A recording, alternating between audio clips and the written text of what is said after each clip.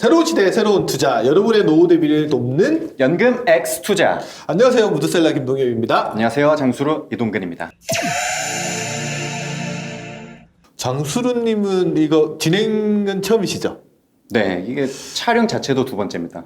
입사 1년 만에. 그러니까 제가 작년 6월에 입사했으니까 1년 하고 한 2개월쯤 된 것 같습니다. 1년 하고 그 정도? 그 네. 정도면 이제 1년 넘었으니까 퇴직연금에 이제 회사에서 돈을 넣어주는 단계에 들어갔겠네요. 네네, 저희 회사가 이제 DC형 퇴직연금이라고 이제 잠깐 간략하게 설명하면은 이제 회사에서 연봉의 12분의 1씩을 이제 매월 넣어주지 않습니까? 그렇죠. 그러니까 1년 지나야 넣어주잖아요. 네네네. 이제 그거를 이제 근로자들이 직접 운용을 하는 이제 퇴직연금 제도인 거죠. 그래서 회사에서 네. 연락이 딱 와서 운용 지시하라고 그랬을 때 느낌이 어땠어요? 사실 그 신입사원이다 보니까 뭐 연금에 대해서 뭐 개념도 없고 어떻게 해야 되는지도 모르겠고, 그나마 저는 이제 금융회사에 있으니까 이제 선배님들한테 물어봐서 어떤 거 넣으면 좋습니까 해서 선배 잘 만나야 됩니다. 선배 따라 잘못 가면 망하는 수가 있어요. 저 믿습니다, 저희 선배님들. 주변에 보면 또 비슷한 시기에 입사한 또래들도 있을 것 같은데, 네네. 또래들은 이거 뭐 만약에 1년 넘어가면 그분들도 이제 DC형 도입한 데서는 하잖아요. 네네. 그럴 때 뭐 연금에 관련돼서 또 물어보거나 어떻게 하는지 들어보거나 한 거 있어요? 어때요? 안 그래도 이번 주제 준비하면서 한번 물어봤었거든요. 근데 친구들한테 물어보면은 일단 뭐 DC형이니 DB형이니 뭐 이렇게 물어보면 그게 뭔지도 모르겠고, 뭐 퇴직연금에 대한 아직 감이 많이 없는 것 같더라고요. 네.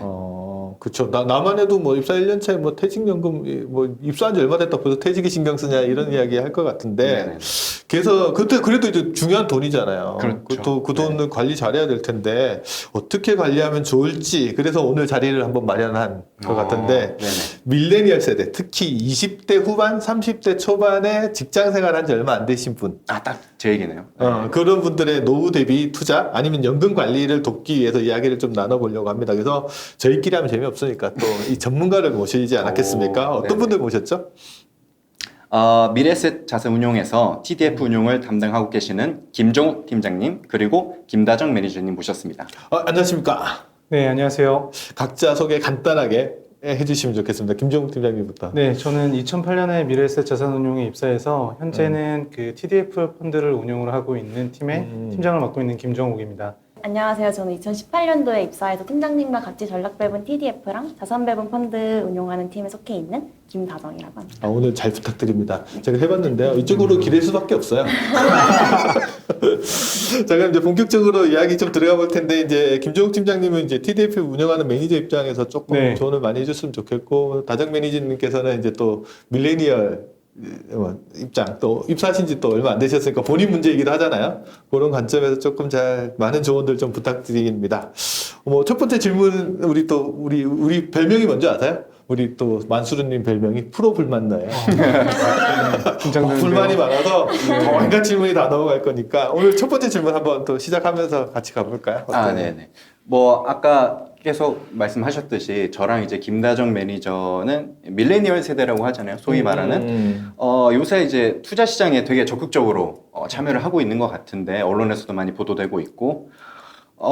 근데 막상 또 노후 자금에 대해서 물어봤을 때 과연 우리 세대들이 얼마나 좀 인식을 하고 있는가. 이 부분이 본인부터 한번 답을 해보죠. 그러니까 이게 제가 지금 있는 부서가 은퇴 연구소지 않습니까? 그렇죠. 그래서 저는 업을 이걸 갖고 있어서 노후 자금에 대해서 되게 중요하게 생각하는 거를 많이 배웠고, 또 사실 그게 당연하다고 생각을 했었는데, 제 주변에 이제 친구들한테 물어보면 노후 자금을 그냥 노후에 대한 일단 개념 자체가 없고, 그거를 모으느니 자기가 뭐 이런 대답을 한 친구도 있었는데, 내가 언제 죽는지도 모르는데 무슨 노후 자금을 준비하냐, 그냥 필요한 그렇지, 거 벌고 빨리 뭐 할 수 있는 거냐, 주식 투자라든지 뭐 이런 얘기를 좀 많이 하더라고요. 바로. 당장에 네네네. 눈앞의 거에 관심 있지. 네네. 뭐 30년이 될지 40년이 될지 뒤에 일은 잘 모르겠다. 네. 근데 뭐 제 친구들이 뭐 밀레니얼 세대를 대표할 수는 없으니까, 김대정 매니저는 혹시 뭐 주변에서 근데 제 친구들도 아직 20대 중후반이 많다 보니까 노후 자금에 대한 인식은 별로 없는 것 같아요. 노후자금 부모님의 일이죠. 네. 부모님의 일이기도 하고, 오히려 약간 눈앞에 닥친 거는 내 집 마련, 주택을 마련하기 위한 돈을 더 모아야 되지 않나. 영끌해서 집 사자. 네, 뭐 이런 생각을 이런. 더 많이 하는 것 같습니다. 투자라는 그래도 자정 매니저나 뭐 우리 또 마수르님 같이 1년 정도 지나면 퇴직급여 계좌에 이렇게 돈이 들어오고 있잖아요. DC형 특히 퇴직연금 도입할 때 본인도 하실 건데 처음에 들어왔을 때 어떤 생각이 들던가요? 내게 퇴직 계좌에 돈이 들어왔다. 이거는 저는 개인적으로는 노후 자금이라는 생각보다는 그냥 제가 운영하는 자금 중에 일부라는 생각을 더 많이 했던 것 같아요.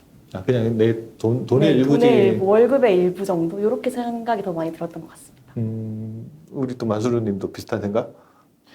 근데 저는 응, 사실 막연하긴 하지만 응. 일단 연금이라는 상품의 특성이 이제 저희 몇십 년간 저희가 장기적으로 운용을 해야 되는 상품이다 보니까 저는 이거를 장기적으로 어떻게 투자를 해야 될까? 자식들한테 손 안 벌리고 뭐 내 배우자한테 저는 그런 생각이 모르겠어요. 이게 직업병인지 모르겠는데 은퇴연구소에 있다 보니까 약간 그런 생각이 조금 드는 것 같습니다. 약간. 이런 거 우리가 세뇌 효과라고 이야기를 하는데 말씀 많이 해주시니까 네. 그쵸. 그게 주변에 이런 사람이 있는 게 도움이 될 때가 있어요. 네. 왜냐하면 강제로라도 누가 자꾸 이야기를 해주면 조금이라도 옮겨가게 되니까. 그래서 김종욱 매니저님 입장에서 또 후배들 또 한참 후배들인데 이런 이야기 들어보면 본인 옛날 생각도 좀 날 것 같고. 네, 아무래도 그렇죠. 이런 분들한테 내가 만약에 너 때라면 네. 라떼라면? 아, 이게 안 되는데 이거? 라떼 얘기 나오네. 만약에 이거 하면 그때 어떻게 했을 거다 뭐 이런 조언 같은 거 해줄 거 있어요 혹시? 네, 뭐 갑자기 라떼 얘기를 하려고 그러니까 좀 쑥스럽기는 한데요. 사실 아까 김다정 매니저가 앞서 얘기했던 것처럼 그 퇴직연금이 처음에 들어올 때는 금액 자체가 굉장히 크게 보이지 않을 수 있어요. 근데 이게 한 5년을 근무하고 10년을 근무하고 또 거기서 운용된 결과가 누적이 되다 보면은 이제 복리 효과가 나타나면서 이제 점점 금액이 커지거든요.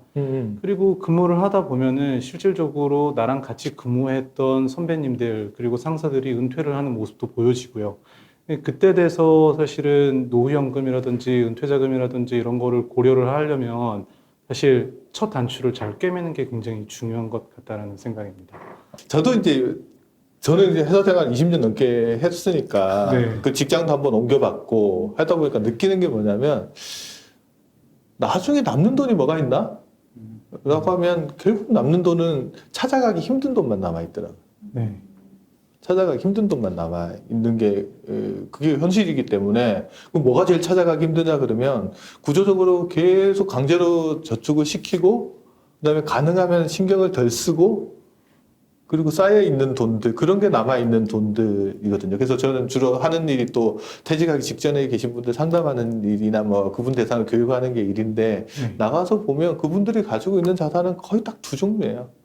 국민연금하고 퇴직금, 퇴직연금 정도만 나의 노후를 위해서 쓰는 돈은 그 정도 남아있기 때문에 결국 되게 소중한 자산이라는 생각들이 좀 많이 들고 여기까지는 꼰대 소리 처음 한 것 같은데 여하튼 그런 걸 떠나서 아까 다정 매니저님도 이야기했지만 중요한 건 뭐냐면 이게 내 돈이라는 생각을 분명히 해야 돼요. 네. 제일 안 좋은 거는 모르고 있는 거예요. 돈도 들어오면 뭐 어떻게 잘 되고 있겠지. 내 돈이라는 생각 자체가 없는 게 제일 문제인 것 같고 그래도 적어도 뭐 이게 노후자금이 됐든 뭐가 됐든 뭔가 내 돈이라고 인식을 하고 있고 투자를 하고 있거나 뭐 저축을 하고 있거나 하는 것만 해도 장족의 발전. 네. 이라는 생각이 들고 왜냐하면 생각해보시면 혹시 한 달, 1년에 한 달치 급여 정도를 다른 용도로 저축하고 있으세요 혹시? 뭐 그냥 기본적으로 네, 그냥 저축 네. 보통 퇴직금은 자기 퇴직 1년 연봉의 한 12분의 1 이상이 들어오게끔 되어 네. 있으니까 네. 그만큼 저축하는 계좌가 많지 않거든요. 그리고 내 돈이니까 잘 관리하자라는 생각만 가져도 제가 보면 시작이 반이라고 잘 될 것 같다라는 말씀을 전해드리면서 예. 근데 이게 요 문제는 이제 넘어가면서 이제 투자에 관련된 이야기 좀 해보면 아까 내 돈이니까 투자한다라고 이야기를 하셨는데 본인 말고 주변 분들이 퇴직연금에 DC형 계좌에 돈이 들어왔다. 이 돈을 주로 어디에 많이 투자를 하던가요? 주변 친구들은 보통 원금 보장형 상품에 많이 가입하고 있는 것 같습니다. 예적금? 네. 예금 적금. 그런 거 보면은 본인한테 뭐 물어보거나 그러진 않아요? 그래도 명색이 투자회사에 다니는데 그래서 잘할 것 같다 그래서 제일 뭐 물어볼 것 같은데 야 어디 해야 돼? 뭐 이렇게 물어보면 어떤 답변을 해주세요? 근데 많이 물어보기는 하는데 아무래도 투자에 대한 책임은 본인이 져야 되기 때문에 전 추천만 해주고 근데 그래도 자기 원금을 잃는 거에 대해서 무서워하는 젊은 친구들도 많더라고요. 그래서 갈등일 것 같아 내가 봐도. 그러니까 네. 그냥 지키고는 싶은데 또 맞아요. 너무 안 늘어나니까 또 답답하기는 그래서 하고. 일부는 원금 보장, 일부는 좀 공격적으로 주식에 투자하는 친구들 뭐 이런 친구들이 제일 많은 것 같습니다. 그 김정국 팀장 입장에서는 사회초년생들이 뭐 퇴직연금을 네. 투자한다라고 하면 어떻게 투자를 해야 된다라고 조언을 좀 해주신 입장이네요. 그 사실 연금이다라는 단어가 붙게 되는 순간 음. 굉장히 안정적인 투자만을 고려를 하시는 것 같아요. 선입견. 네, 근데 사실 그 사회 초년생 같은 경우에는 이제 직장에 들어간 지 얼마 안 되기 때문에 저는 그 사회 초년생 자체가 굉장히 중요한 인적 자산이다라고 생각을 하거든요. 아무래도 뭐 10년, 20년 근무를 한 그 직장 선배들보다 앞으로 더 긴 기간 동안에 근무를 하게 될 테고 거기서 발생되는 소득이라든지 이런 게 꽤 안정적이기 때문에 사회 초년생일 때에는 좀 적극적으로 위험 자산에 대한 투자 비중을 늘릴 필요가 있다라고 생각하고요. 두 번째는 제 경험에 비추어서 또 다시 라떼 얘기기는 한데 잘 나가고 있습니다 오늘 라떼. 아 그런가요? 저는 2008년도 금융위기를 앞두고 사실 회사를 입사를 했고 그리고 회사를 입사를 해서 한 6개월 이내에 금융시장에 굉장히 큰 하락 변동성을 나타내고 주택 가격도 굉장히 크게 많이 하락을 했고요. 지금과는 완전히 다른 환경이었는데 그런 환경에서 사회 초년생으로서 이제 근무를 하다 보니까 굉장히 투자에 대해서 보수적인 마인드를 갖고 있는 주위 또래의 친구들이 많이 있는 것 같아요. 근데 사실 그 금융위기를 거친 이후에 10년을 장기적인 관점에서 바라보게 됐다라고 하면 그때 조금 더 적극적으로 그 위험 자산에 대한 투자 비중을 늘리고 그리고 공격적으로 다양한 자산에 좀 투자를 해보는 경험을 할 수 있지 않을까라고 생각하고 있습니다. 그러니까 조금 더 시간이 투자 기간이 긴 만큼 네, 약간 더 공격적으로 투자를 해도 된다. 네, 좀 장기적인 시각을 유지하는 게 중요한 것 같아요. 저랑 비슷한 게 뭐냐면 2008년도 금융위기 무렵에 입사하신 거잖아요. 네, 네. 저는 97년도 IMF 아, 직전에 입사를 해서 네, 입사하자마자 뭐 나라가 무너지는 모습을 봤거든요. 네, 맞습니다. 그러다 보니까 그 당시에 회사에 입사한 사람들의 공통점이 뭐냐면 되게 보수적이에요. 네, 그러다 보니까 투자 기회가 왔을 때 그걸 잘 못 캐치를 하는 경우들도 상당히 많더라고요. 네. 그래서 금방 말씀하신 것도 되게 공감이 많이 가는 부분들인데, 하지만 이제 또 이 투자 기간이 많이 남은 만큼 좀 공격적으로 투자를 하라는 말씀도 금방 하셨는데, 네, 네. 이런 이야기 친구분들한테 하면 잘 먹혀드나요? 어때요? 너 젊으니까 약간 공격적으로 해봐. 이게 뭐 일반적으로 많이 하는 이야기들인데, 거기에 대해서 어떤 식으로 반응을 하는지. 근데 일단 계좌에 그 파란불이 찍히는 거를 빨간불이 찍히는 거를 되게 무서워하는 친구들이 많더라고요. 자기 계좌에. 일단 몇십만 원이라도 마이너스가 찍히면 난 쓰지도 않았는데 이게 사라진 것 같은 느낌이라서 단기적으로 많이 보는 것 같아요. 자기 뭐 일반 투자하는 것도 네. 그렇고 자기 퇴직금 네. 자체가 그렇게 가는 것들 자체도 그렇고. 맞아요. 만수르님은 어떠세요? 일단 두려움도 있기는 한데 물어보면은 약간 잘 몰라서 너무 어려워서 기피하는 것도 되게 많은 것 같아요. 두려움보다는 무지함이. 네. 그러니까 잘 모른다 그냥. 네. 투자 상품 잘 모르니까 네. 특히 투자상품 이름이 어려우니까. 네. 그래서 뭐 안 하는 경우들도 어디서부터 상당히- 공부를 해야 되는지도 모르는 것 같고 네. 그렇게 얘기를 많이 해주죠. 그렇구나. 그런데 또 요즘 젊은 친구들 보면 뭐 영혼까지 끌어모아서 투자를 한다라고 하는 이야기들도 많이 하는데, 근데 돈이 굳이 별로 없기 때문에 공격적인 투자를 조심해야 된다? 이 말이 맞는 말일까라는 생각들도 좀 해보거든요. 어떠세요? 이 김정민의 생각은? 그 공격적인 투자라고 해서 뭐 과도하게 빚을 내 가지고 뭐 레버리지가 잔뜩 들어가 있는 상품에 투자하고 이러는 거는 사실 본인의 좋은 투자 철학을 만드는 데는 도움이 되지 않는다라고 생각을 합니다. 그러니까 사회 초년생일 때 투자를 하는 것들은 사실 자산을 늘려가는 거에도 큰 의미가 있는데요.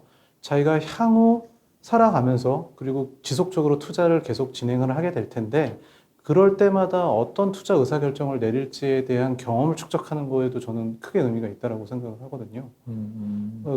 그런 부분에서 이제 공격적이다라는 게 단순히 위험한 투자를 많이 해야 된다라는 이야기가 아니라 좀 다양한 자산들, 그냥 단순히 뭐 주식, 채권뿐만이 아니라 뭐 대체 자산이라든지 요새는 최근에 투자할 수 있는 여러 가지 그 투자 자산들이, 상품들이 많이 있으니까요. 이런 것들을 좀 젊었을 때 경험을 많이 해보는 게 좀 도움이 된다고 생각합니다. 그렇죠. 이게 리스크에 대한 개념들을 조금 정립을 할 네. 필요가 있을 것 같은데, 우리가 리스크 하면은 한국말로 그냥 위험이라고 네. 생각을 하고, 또 위험하면 우리가 흔히 피해야 된다. 이런 생각을 하고 있는데, 리스크라는 건 뭐냐 그러면 이 불확실성. 그러니까 어떤 행동을 했을 때 좋은 결과가 나올 수도 있고 생각보다 나쁜 결과가 나올 수 있는 이 불확실성 상황 하에서 선택하는 것들을 우리가 리스크를 테이킹 네. 했다라고 이야기를 하는 건데, 그러니까 테이킹 하지 않으면 얻을 수가 아무것도, 없죠. 좋은 것도 나쁜 것도 얻을 수 없는 상황들을 우리가 리스크 네. 상황에서 선택 문제를 이야기하거든요. 그래서 어떤 사람이 기도를 했대요. 하느님 제발 저 로또 좀 맞게 해주세요. 그랬더니 하느님이 슬쩍 보면서 야 근데 너 로또는 샀냐? 라는 이야기를 하는 네. 거, 그런 상황들이 이제 리스크인데, 네. 우리가 리스크를 한국말로 위험이라고 번역해 보니까 위험을 뜻하는 영어 단어 중에 데인저라는 단어가 있고요. 네. 데인저. 우리한테 데인저 써가 영어로 보여줬더니 단 거 이렇게. 근데 단 거는 피해야 된다. 네. 그래서 리스크 앞에 동사로 많이 쓰니까 어보이드 동사, 피한다는 동사 되게 많이 쓰더라고요. 그래서 이 데인저라는 것들은 지금보다 안 좋으시는 쪽으로만 네. 있는 거거든요. 그러니까 사람들의 리스크는 위험하다, 위험은 데인저다. 우리 머릿속에 데인저가 가득 들어있는데 누군가가 리스크를 한국말로 번역할 때 위험이라고 번역해버리니까 리스크는 피해야 된다? 이 상황으로 가버리지 않았나? 이런 생각을 저는 해보거든요. 그래서 사실 관리의 대상이죠. 우리가 좀 리스크의 개념들을 좀 잘 생각해 보는 게 저는 좀 필요하지 않을까라는 생각을 하더라고요. 특히 요즘 같은 저금리 상황에서 네. 리스크를 테이킹하지 않는다라는 말은 그냥 지금 같은 그 제로금리에 가까운 금리를 그냥 계속 받아가면서 네. 살아가야 된다라는 거니까 그거는 한번 고민을 해봐야 될 숙제다. 그 요즘 보면 그 밀레니얼 세대들은 유튜브나 뭐 이런 거 뭐 통해서 정보를 많이 얻잖아요. 네. 근데 이런 데서 정보를 얻다 보면 또 문제가 생길 것 같기도 한데, 그런 데서 정보 볼 때 김종민 님이 어떤 식으로 좀 골라야 되냐, 뭐 어떤 정보를 가려서 들어야 되냐, 네. 판별할 때 좋은 채널은 뭐냐, 이런 것들에 대해서 물어보면 어떻게 많이 이야기하나요? 사실 굉장히 좀 부러운 환경이다라고 생각을 하거든요. 그러니까 제가 입사를 했었을 때만 하더라도 뭐 유튜브라든지 이런 거를 통해서 뭐 고급 투자 정보들, 그리고 자산 배분이라는 게 무엇인지 이런 것들에 대해서 뭐 상세하게 설명해주는 유튜브 채널이 없었어요. 그러니까 저희는 그냥 단순히 이 펀드가 좋대, 저 펀드가 좋대, 저 종목이 좋대라는 식으로 해서 접근을 하고 투자를 하기를 시작했는데, 최근에는 유튜브에서 뭐 그냥 자산 배분에 대해서도, 그리고 어떤 식으로 투자를 해서 해야 되는지에 대해서도 굉장히 자세히 설명해주는 좋은 프로그램들이 많이 있는 것 같고요. 다만 좀 피했으면 하는 그런 유튜브들도 있기는 합니다. 단순히 수익률만 이야기하고, 그리고 뭔가 어떤 방식으로 투자를 접근을 해야 되는지는 단순히 어떤 종목이 좋다라고 이야기를 하는 건 아니라고 생각을 하거든요. 물고기를 잡는 방법을 가르쳐 줘야지 물고기를 잡아주는 거는 저는 좋은 투자 교육이다라고 생각을 하지는 않습니다. 그래서 그냥 단순히 어떤 종목이 지금 좋다라고 이야기를 하는 그런 증권방송, 예전 증권방송 같은 모습보다는 우리가 투자를 어떤 식으로 바라봐야 되는지에 대해서 설명해주는 유튜브가 좀 더 좋은 유튜브가 아닐까요? 마인드를 심어줄 수 있는 약간. 네, 그렇습니다. 그렇죠. 요즘 보면 그 유튜브 잘못 보면 내피셜만 막 이야기하는 네. 그런 것들 너무 많아가지고 오히려 내 시간을 많이 잡아먹는다는 생각들을 하는데, 또 듣다 보면 또 계속 빨려들어요. 좀 조심해야 될까. 이제 뭐 특정 종목만 계속 뭐 이야기한다거나 수익률만 계속 강조하고 네. 이런 것들은 좀 피하고, 나한테 고기 잡는 법을 알려주는 그런 형태의 유튜브라면 뭐 예를 들면 저희 방송 행발? 이게 낯간지럽네요. 여하튼 뭐 그런 것들 좀 참조를 하셨으면 좀 좋을 것 같다라는 생각이 들거든요. 근데 그 유튜브 얘기 방금 하셨잖아요. 유튜브 얘기 네. 해주셨는데, 그래서 그런지 이제 저희 같은 이제 젊은 사람들도 투자에 이제 조금씩 관심은 생기는 것 같더라고요. 근데 아직 해보지 못하신 분들도 많이 있으니까 뭔가 공격적으로 투자를 하고 싶은데 지금 초저금리 상황에서 그렇다고 지금 또 이제 들리는 소리로는 되게 시장이 많이 올라와 있는 상황 아니냐, 약간 좀 불안한 느낌도 있고 하다 보니까 여기서 조금 안정 장치를 좀 추가할 수 있을 만한 어떤 투자 도구들이 있을까, 이게 좀 궁금하긴 하거든요. 저 사회초년생들 같은 경우에는 공격적인 투자를 할 때에는 어떠한 마켓 타이밍을 재겠다라는 노력보다는 좀 글로벌의 다양한 자산에 나누어 투자하는 글로벌 자산 배분형 상품에 관심을 기울이는 게 좀 더 안정적인 수익률을 돌려드릴 수 있다라고 생각하고 있습니다. 그리고 연금 계좌를 활용을 해서 글로벌 자산 배분을 하게 되는 경우에는 세제 혜택이라든지 이런 부분에서 좀 장점을 누릴 수 있는 부분들이 있으니까요. 연금 계좌를 좀 적극적으로 활용할 필요가 있지 않을까 이렇게 생각하고 있습니다.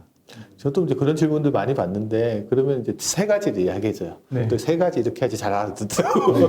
첫 번째는 연금 같은 경우는 어차피 긴 기간 투자해야 네. 되니까 단기적인 변동성은 일종의 소음에 해당되고, 그게 사라지고 나면 장기적인 수익이 남으니까 그걸 한번 신경 써보라는 거랑, 두 번째 이야기했던 자산 배분처럼 분산 투자. 네. 그러니까 펀드를 하나 골라놓으면 그게 개별 종목이 아니고 여러 종목들이 들어가 있고, 요즘은 이제 뭐 또 자산 배분형 펀드 같은 경우는 또 그 펀드에 또 나눠서 투자하는 펀드들도 네. 있으니까 뭐 자연스럽게 분산되는 거.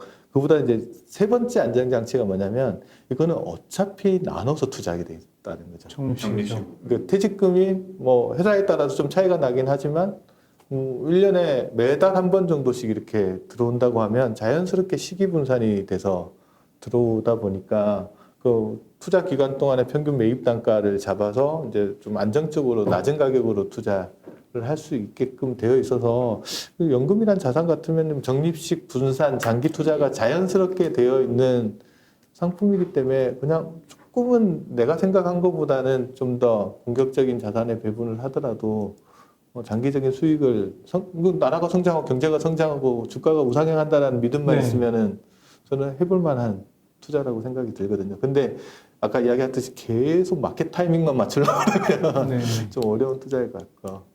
그래서 그런 거 한번 고민을 해보시면 좋을 것 같아요. 그래서 어떻게 할 거냐. 물론 투자에 정답이 있으면 참 좋겠지만, 그렇지 않다면 이런 안전벨트 한 3개는 메고 가는 거니까 네. 한번 나눠서 투자해보는 것도 좋을 것 같다는 생각을 합니다. 근데 여기서 좀 그래도 저는 이제 사회초년생 입장에서 투자를 직접 해야 되는 입장이니까 네. 뭔가 좀 테크닉적인 부분이 있을지, 투자 원칙이 있을지, 투자를 뭐 잘하는 사람, 못하는 사람, 이런 게 그 두 사람이 있었을 때 좀 구분되는 특징이 있는지, 이런 거 좀 궁금하거든요, 사실. 네. 네, 투자 잘하는 사람이랑 못하는 사람, 그리고 일을 잘하는 사람과 못하는 사람, 좀 더 확장해서 생각해 보면 부자랑 빈자에서 드러나는 저는 좀 중요한 특징이 있다라고 생각합니다. 뭐 그거는 뭐냐면, 부자들 같은 경우에는 굉장히 작은 부분까지 세심하게 챙기는 그런 노력들을 기울이고, 동시에 그런 부분들을 적극적으로 위임할 수 있는 그런 아웃소싱을 굉장히 중요하게 한다라고 생각을 하거든요.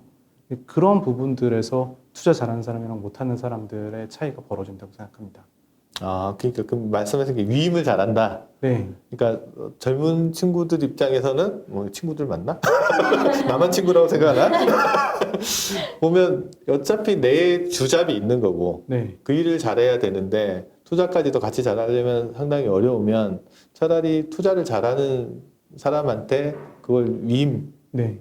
하는데, 근데 아무한테나 투자를 누가 잘하는 줄 알아야 또 위임을 할 거 아니에요. 네, 그럴 수는 없죠. 그러면 그 사람들을 고르는 방법들도 또 있을 것 같은데, 네. 그건 어떻게 해야 될지 궁금하네요. 고르기 위해서는 역설적으로 본인이 투자를 많이 해보시는 게 중요한 것 같아요.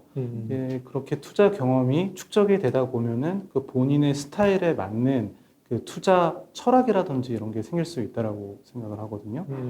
그래서 위임을 할 때에도 사실 아무한테나 맡길 수가 없습니다. 그 성모님 말씀하신 대로 맡길 수가 없고요. 자기와 잘 맞는, 그리고 그러한 철학을 꾸준하게 유지하는 그런 파트너를 만나는 게 중요하죠. 그럼 거꾸로 이야기하면 뭐 처음에 한번 맡겨봤다가 아니면 또 바꿔봤다가 몇 번 정도의 네. 시행착오를 겪는 과정에서 네. 나랑 제일 잘 맞고 제일 잘 운영해주는 사람들을 찾으면 네. 그때부터는 이제 거기랑 믿고 이렇게 의지한다 뭐 이렇게 생각해도 되는 건가요? 네, 근데 뭐 단순히 내가 맡겨 있는 음. 동안에 수익률이 크게 나왔다 이런 부분들을 말씀드리는 건 아니고요. 제가 생각하고 있는 투자 철학과 동일하게 그런 거를 꾸준하게 유지하고 노력하는 그런 운용사들이라든지 투자자들이 있거든요. 그런 부분들을 찾는 게 중요한 것 같고요. 그런 면에서 미래에셋 자산 운용도 좀 별도의 투자 원칙을 가지고 그러한 서비스들을 제공해주기 위해서 노력하고 있는 부분들이 있습니다. 다정 매니저님 입장에서는 네. 투자를 잘하는 사람에 속해요? 못하는 사람에 속해요? 잘하고 싶은 사람? 아, 역시 운에 대한 현답을 또 해주시네요. 혹시 이제 뭐 하면서 또 선배님이시잖아요. 그러면 내가 어떤 매니저가 되고 싶다라는 것들을 많이 또 배우실 것 같은데 선배님 입장에서 이런 면이 매니징 하시는 데서 내가 좀 배워야 되겠다 이런 것들 투자자들 입장에서 이런 면을 알면 이분한테 돈을 맡길 텐데 이런 생각이 드는 편이 있으세요? 예. 어떠세요?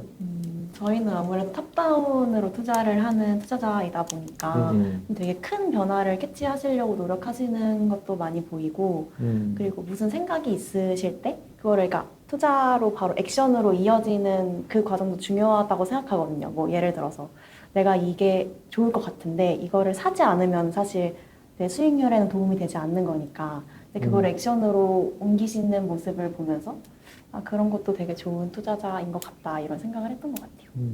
그런 면에서 좀 배우는 것도 있고 이런 면을 고객들이 알면 이 펀드를 선택해주지 않을까? 하여튼 이 투자라는 게 정답이 없는 게임을 하는 거고 그렇다고 투자를 마냥 피하고 있을 수도 없는 상황이 지금 같은 저금리 상황이기 때문에 또 우리 또 매니저님이나 특히 직장인의 중요한 자산을 맡아서 운영하시는 또 두 분한테 앞으로 또 좀 많은 부탁과 조언과 이런 것들을 좀 드려야 될 것 같습니다. 오늘 연금 X 투자는 이제 밀레니얼 노후 대비 투자에 대해서 미래에셋 자산운용의 김정욱 매니저님 그리고 김다정 매니저님과 함께 이야기 나눠봤습니다. 좀 이제 너무 무겁지 않게 좀 가벼운 이야기 하면서 이제 투자의 필요성 또 젊어서부터 이렇게 투자를 해 나갈 때 중요한 것들에 대해서 좀 짚어주신 것 같은데 오늘 함께 해주셔서 너무 감사합니다. 다음번에도 또 도와주실 거죠? 네, 초대해 주셔서 감사합니다. 만수르님도 만수르님이 아니죠? 네네. 장수해야 됩니다. 만수르가 되고 싶죠? 만수르도 되고 싶고 장수도 하고 싶고. 장수님도 감사드립니다. 자 오늘 하루 또 즐겁게 보내시기 바랍니다. 감사합니다. 감사합니다. 네, 감사합니다.